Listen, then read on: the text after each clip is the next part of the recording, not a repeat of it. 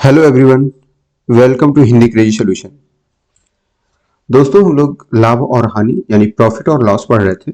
आज हम कुछ नए मेथड देखेंगे, तो चलिए बिना देरी किए स्टार्ट करते हैं। क्वेश्चन नंबर फर्स्ट देखते हैं। क्वेश्चन नंबर फर्स्ट कह रहा है कि एक खिलौने को 16% लाभ पर बेचा गया है। यदि उसे 10 रुपए ज्यादा पर बेचा जाता तो लाभ का प्रतिशत 20% हो जाता। तदनुसार उसका क्रय मूल्य कितना है? ठीक है, तो ध्यान दीजिए। अब ये कह रहा है कि 16% लाभ पर बेचा गया, लेकिन उसे अगर 20% लाभ पर, है ना, बेचा जाता तो उसे 10 रुपए ज्यादा मिलता है, या 10 रुपए ज्यादा पे बेचता तो 20% का लाभ होता। तो ऐसे क्वेश्चन को हम कैसे करेंगे? तो ऐसे क्वेश्चन को क्विकली यानी क्या निकालना है? हमें क्रय मूल्य, सीपी निकालना है। सीपी क्रय मूल्य, है ना। तो कैसे करेंगे? 10 रुपए ज्यादा मिलता है तो 10, और यहां पे हम गुणा 100 करेंगे बटे में 16% लाभ और 20% लाभ, दोनों लाभ है, तो 20 में से 16 घटा दो तो ये कितना हो जाएगा? 4। 20 में से 16 करेंगे 4, 4 को 100 से कट करो, मतलब 100 को 4 से कट करेंगे तो ये हो जाएगा 25, और 25 का 10 में गुणा करेंगे तो 250 रुपए, यानी कि उसका कास्ट प्राइस क्या था? 250 रुपए। समझ में आया? नहीं? ओके, लेकिन करना आपको ऐसे ही है। तो चलिए इसको समझते हैं, ध्यान समझना। अब क्रय मूल्य निकालना है, तो हम क्रय मूल्य x रुपए ले रहे हैं। ये हमारा है सीपी, दैट मीन्स क्रय मूल्य, कास्ट प्राइस। ठीक है, x रुपया ले लिया। ओके, अब 16% लाभ और 20% लाभ दो बार बेचा गया। ठीक है, तो पहले 16% लाभ पे, 16% लाभ के लिए पर जो हो जाएगा उसका एसपी होगा। 16% लाभ पे एसपी क्या हो जाएगा? एसपी हो जाएगा, सीपी कितना है? एक्स है। ओके, तो एक्स 16% लाभ यानी कि 116 बटे में 100। ठीक है, ओके। अब 20 है, तो 20% लाभ, दोनों लाभ ही है। अब पता कैसे चलेगा? क्योंकि यहां पे हम 100 में कुछ जोड़ रहे हैं, है ना। अगर हानि होता तो घटाते। तो एसपी, ये सेकंड एसपी आ गया, एसपी 2 कह सकते हो, ये एसपी 1 है। ठीक है, तो x गुणे 120 बटे में 100। ठीक है, अब आपको दिख भी रहा होगा कि भाई जाहिर सी बात है 16% वाला या 20% वाला, तो जाहिर सी बात है 20% वाला ज्यादा होगा। ओके, अब इन दोनों का डिफरेंस कितना है? 10 रुपए है। कितना है? 10 रुपए। वही तो कह रहा है कि यदि उसे 10 रुपए ज्यादा पर बेचा जाता तो लाभ कितना होता? 20% होता। यानी कि इन दोनों का 16% लाभ पे बेचा जाता था, लेकिन अगर 20% लाभ पर बेचता तो 10 रुपए ज्यादा मिलता। इसका मतलब इन दोनों का डिफरेंस 10 है। तो हम क्या करेंगे यहाँ पे? 116x बटे में 100 को हम माइनस करेंगे 120x बटे में 100 से, है ना। 120 बटे में एक्स 120x बटे में 100 माइनस 116x बटे में 100 करेंगे तो ये किसके बराबर आ जाएगा? 10 रुपए के बराबर आ जाएगा। ओके, तो यहां से x की वैल्यू हम फाइंड करेंगे। देखिए एलसीएम दोनों का सेम है, तो 100 इसका आ जाएगा, लेकिन 100 को हम डायरेक्ट क्रॉस मल्टीप्लाई कर देंगे 10 में। तो 120 में से 116 गया तो ये हो गया 4x। 4x बराबर हो जाएगा 100 गुणे 10। तो x बराबर कितना हो जाएगा? 100 गुणे 10 बटे में 4। 4 25 हम 100, और 25 का 10 में गुणा करेंगे तो कितना आ जाएगा? 250 रुपए। आई होप कि ये क्लियर हो गया होगा। ठीक है, तो लेकिन आप लोगों को करना कैसे है? इस मेथड से करना है। जब जब भी इस तरह का क्वेश्चन आए, तो ज्यादा कम आए तो वो कितने रुपए, तो उस रुपए को इंटू 100 कर देंगे, अपॉन में इन दोनों का डिफरेंस। अगर दोनों लाभ है तो डिफरेंस, एक हानि एक लाभ है तो प्लस। अभी आएगा क्वेश्चन, बताएंगे। ठीक है, नेक्स्ट क्वेश्चन देखते हैं। क्वेश्चन नंबर सेकंड देखिए, इसमें आगे ये कह रहा है कि किसी वस्तु के बिक्री मूल्य में 162 रुपए की वृद्धि कर दी है। बिक्री मूल्य में ही वृद्धि कर रहा है, यानी कि आप कैसे करोगे इसको? 162 गुणे 100, है ना। ओके, तो कह रहा है कि 162 की वृद्धि कर देने पर उसकी उसकी 19% जो हानि थी वो 17% लाभ में बदल जाती है। यानी कि एक हानि है, एक लाभ है, तो इसका मतलब हम क्या करेंगे? दोनों को जोड़ेंगे, तो 19 प्लस 17, 19 प्लस 17 गुणे 100, ये तो हो ही गया। ये परसेंटेज में आएगा, सॉरी ये हमारा सीपी आएगा, ना कि परसेंटेज, ये कास्ट प्राइस आएगा। तो अब ये कितना हो जाएगा? 162 इंटू 100, इन दोनों जोड़ेंगे कितना आएगा? 36, है ना। 17 दूना 34, 2 36। तो ये हो जाएगा 4, 4 25 हम 100 और 4 9 36, इसको 9 से कट करिए, 9 1 9 और बचेगा 9 8 72। अब 18 का 25 में मल्टीप्लाई करेंगे तो हो जाएगा 25 8 200, 0 20 कैरी, 25 1 25 और 20 45, 450 रुपए इसका आएगा। 450 कितना, ठीक, 450 रुपए उसका क्रय मूल्य होगा। एक बार और इस क्वेश्चन को थोड़ा सा डिटेल में समझा देते हैं, लेकिन करेंगे आप, बार बार बोल रहा हूं ऐसे ही, क्योंकि हमें टाइम मैनेज करना है, टाइम को बचाना है। तो यहां पे हमने कास्ट प्राइस लिया, सीपी ले लिया है हमने x रुपए, ठीक है, 19% हानि पे, तो यानी कि एसपी हमारा जो फर्स्ट एसपी होगा वो कितना हो जाएगा, x गुणे 19% हानि यानी कि 81/100, इतना रुपए हो जाएगा। और जो सेकेंड एसपी होगा वो 17% का लाभ, तो x गुणे 117/100, इन दोनों का डिफरेंस जाहिर सी बात है sp2 बड़ा है, तो ये 117x/100 माइनस 81x/100, ये किसके बराबर आ जाएगा, 162 के। अब यहां पे देखिए 117 में से 81 गया, कितना बचेगा, 36 भाई, 17 में 7 में से 1 गया 6 और 11 में से 8 गया 3, तो ये हो गया 36x बराबर 162 गुणे 100, एलसीएम दोनों सेम था। अब यहां से x की वैल्यू क्या आ जाएगी, x इक्वल टू हो जाएगा 162 इंटू 100, ये 100 है, ठीक है, ये 100 कर दीजिए और अपॉन में कितना आ जाएगा 36, देखिए वही सेम है, तो ये क्या आएगा 450 रुपए। आई होप कि समझ में आ गया होगा, लेकिन अब हम लोग इसी मेथड से जितने भी क्वेश्चन आएंगे वो करेंगे, ठीक है। नेक्स्ट क्वेश्चन देखते हैं, question number third. Question number third फटाफट लगाइए, क्या हो जाएगा। अब ये कह रहा है कि किसी घड़ी को 30% लाभ पर बेचा गया, यदि उसे 80 रुपए कम बेचा जाता तो उसे 10% की हानि होती। ओके, तो आ गया, तो ये कह रहा है कि घड़ी का लागत मूल्य यानी कि वही कास्ट प्राइस क्रय मूल्य, क्या पूछ रहा है, क्रय मूल्य।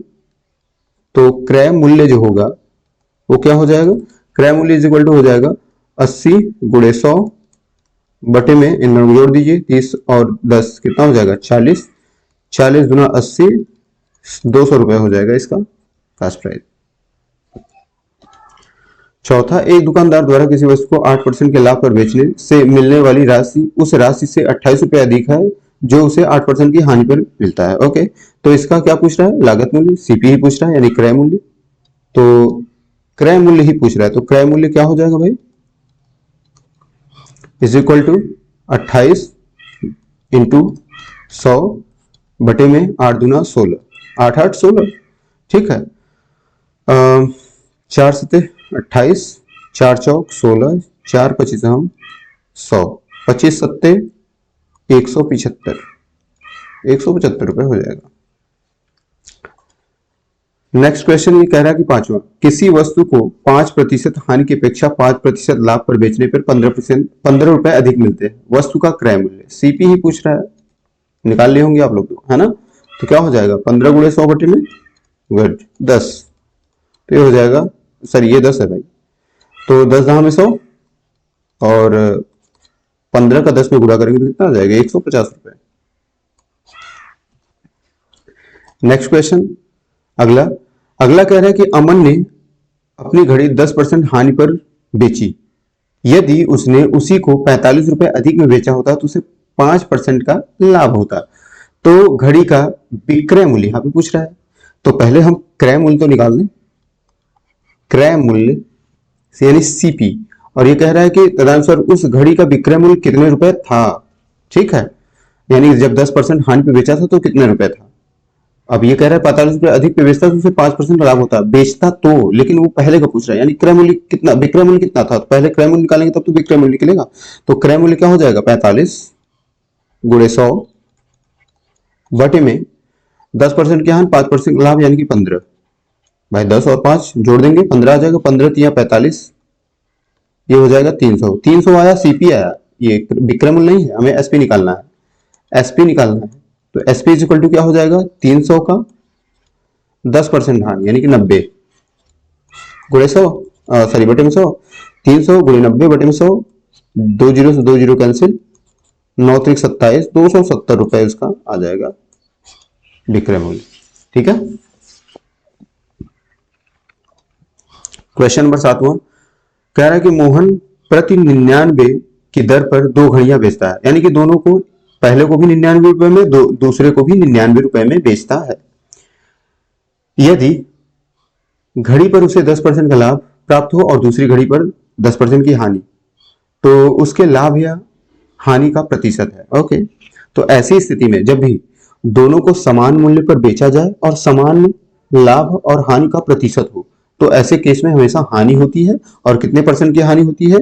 जो भी वैल्यू दिया रहेगा, जो सेम, जितने परसेंट की हानि उतने ही परसेंट का लाभ, तो उसका हम क्या कर देते हैं, उसका, यानी कि जैसे 10% का लाभ 10% की हानि, तो 10 गुणे 10 बटे में 100, तो इतने परसेंट का उसको क्या हो जाएगा, हानि। ऐसी स्थिति में हमेशा हानि होगी।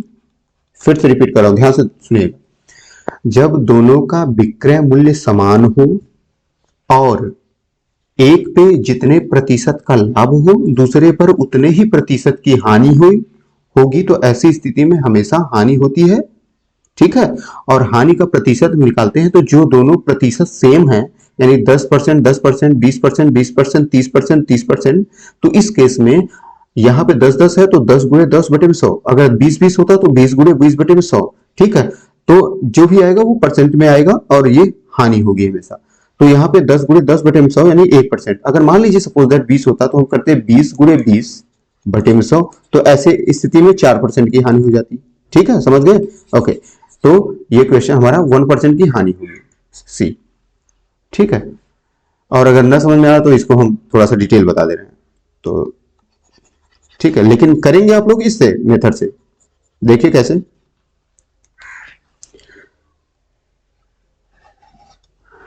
अब 99 रुपए में है, एक को 99 रुपए में बेचा जाता है, तो उसे 10% का लाभ होता है, तो है ना। तो पहली घड़ी का, यानी फर्स्ट, W से वॉच कहते रहे, ये फर्स्ट वॉच है ना, फर्स्ट वॉच का जो सीपी है वो हम निकालेंगे। तो ये एसपी है 99, यानी कि विक्रय मूल्य 99 गुणे 100 बटे में कह रहा है कि 110% का लाभ, यानी कि 110 नीचे आ जाएगा। 10 से 10 कैंसिल, 11 9 99, 90 रुपए। पहले घड़ी का 90 रुपए क्या था, सीपी था, ये सीपी निकालना है, क्रय मूल्य। ठीक है। और सेकेंड वॉच, जो सेकेंड वॉच जो होगा उसका क्रय मूल्य आएगा, उसको भी 99 रुपए में बेचा जा रहा है गुणे 100, लेकिन उस पर 10% की हानि हो रही है, इसका मतलब 90। 0 से 0 कैंसिल, 9 91 9 91, तो ये हो जाएगा 110 रुपए। यानी कि पहली घड़ी का जो सीपी था, क्रय मूल्य था, वो 90 रुपए था, और दूसरी घड़ी का जो सीपी था वो 110 रुपए था। तो कुल मिला के सीपी कितना हुआ, 200 रुपए हो गया। कुल मिला के 200 रुपए सीपी हुआ, ये टोटल सीपी है दोनों घड़ी का मिला के। जबकि वो दोनों घड़ी को बेच रहा है 99 दुना 198, है ना, 198 रुपए में बेच रहा है। तो कितने का उसको हानि हो रही है, 2 रुपए की हानि हो रही है। और हानि होगी कहां से, 200 से होगी। भाई 200 रुपए में खरीदा था, 198 में बेच रहा है, तो 200 से ही तो हानि होगी। यानी कि क्रय मूल्य आता है, जो कितने की हानि हो रही है, 2 रुपए की हानि हो रही है, और क्रय मूल्य क्या है, 200 गुणे 100। 0 0 कैंसिल, 2 1 2, कितने परसेंट, 1% की हानि हुई है। आई होप कि ये क्लियर हो गया होगा आपको। ठीक है। क्वेश्चन नंबर नेक्स्ट अगला देखते हैं। क्वेश्चन नंबर 8वां, ये देखिए नए टॉपिक के क्वेश्चन है, ध्यान से समझिएगा। ये कह रहा है कि ध्यान से सुनिएगा और 100% समझ में आएगा, है ना। तो ये कह रहा है कि यदि 15 मेजों का लागत मूल्य 20 मेजों के बिक्री मूल्य मतलब विक्रय मूल्य यानी सेलिंग प्राइस, ठीक है, यानी कि कह रहा है कि यदि 15 मेजों का लागत मूल्य यानी कि कास्ट प्राइस, दैट मीन्स क्रय मूल्य, ठीक है, लागत मूल्य, क्रय मूल्य या कास्ट प्राइस कहिए, बिक्री मूल्य या विक्रय मूल्य या फिर सेलिंग प्राइस कहिए। तो ये कह रहा है 15 मेजों का लागत मूल्य 20 रुपए है, 20 कह रहा है, 15 मेजों का लागत मूल्य 20 मेजों के बिक्री मूल्य के बराबर हो, तो उस पर हानि का प्रतिशत कितना होगा। तो जाहिर सी बात है, आपको देखिए भाई 15 मेजों को खरीद रहा है जितने रुपए में, उतने ही रुपए में 20 मेजों को बेच दे रहा है, तो जाहिर सी बात है हानि होगी। ओके, तो कितने परसेंट की हानि होगी, तो यहाँ पे हमेशा याद रखिएगा, ये हो जाएगा सीपी नंबर, जो सीपी का नंबर आएगा, यहाँ पे सीपी यानी क्रय मूल्य नहीं, यहाँ पे हम कास्ट प्राइस नहीं रखेंगे। ये जो सीपी की जो वैल्यू नंबर ऑफ सीपी यानी कि जैसे ये मेजों की संख्या, तो मेजों की संख्या जो सीपी में मेजों की संख्या रहेगी यानी क्रय मूल्य में जो मेजों की संख्या रहेगी वो, या किसी भी वस्तु की संख्या रहेगी। तो चलिए, हो सकता है आपको कंफ्यूजन हो जाए, लेकिन यहाँ पे मैं लिख रहा हूं कि क्रय मूल्य में वस्तुओं की संख्या, क्रय मूल्य में वस्तुओं की संख्या, वस्तुओं की संख्या माइनस विक्रय मूल्य में वस्तुओं की संख्या, ऐसे लिख दे रहा हूं, विक्रय मूल्य में वस्तुओं की संख्या।